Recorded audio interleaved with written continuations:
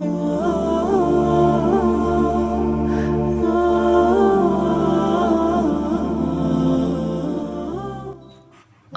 باللہ من الشیطان الرجیم بسم اللہ الرحمن الرحیم۔ السلام علیکم ورحمۃ اللہ وبرکاتہ۔ النور آن لائن اکیڈمی میں خوش آمدید۔ آج ہم لیکچر نمبر 3 سٹارٹ کریں گے اور ہمارا ٹاپک ہے حروف مفردات۔ سب سے پہلے ڈیفینیشن دیکھتے ہیں اس کی۔ مفرد کا مطلب ہوتا ہے الگ، اکیلا۔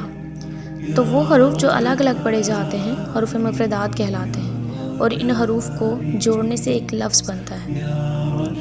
حروف مفردات کی تعداد 29 ہے، یعنی 29 ہے، اور ان حروف مفردات کو پڑھنے کے کچھ رولز ہیں۔ پہلا رول ہے حروف مفردات کو تجوید کے ساتھ ادا کریں، عربی لہجہ میں ادا کریں، اور اردو تلفظ سے پرہیز کریں، یعنی بے، تے، فے ایسے نہیں پڑھنا، بلکہ با، تا اور ثا اس طرح سے پڑھنا ہے۔ ٹھیک ہے۔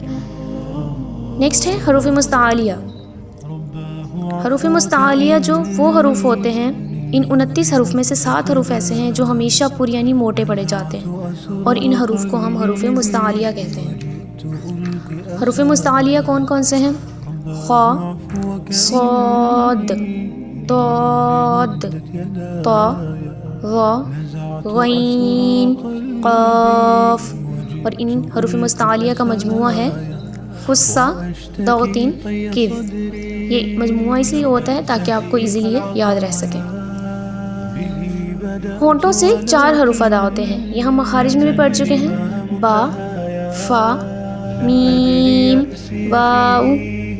ان کے علاوہ باقی حروف پر ہونٹ نہ ہلنے دیں۔ دین ہے سیٹی والے حروف۔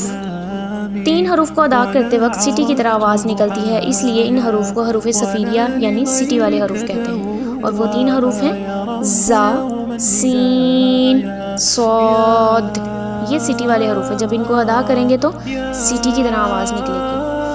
اب ہم آتے ہیں اپنے لیسن پر۔ حروف مفردات کو پڑھتے کیسے ہیں؟ فرسٹ آف آل آپ کو پتہ ہونا چاہیے کہ جن حروف پر مد ہے ان کو ہم لمبا کریں گے، جو سمپل ہیں ان کو ہم لمبا نہیں کریں گے۔ ابھی دیکھیے، جیسے پہلی لائن الف، با، تا، ثا، ان کو ہم نے لمبا نہیں کیا کیونکہ ان کے اوپر کوئی مد نہیں ہے۔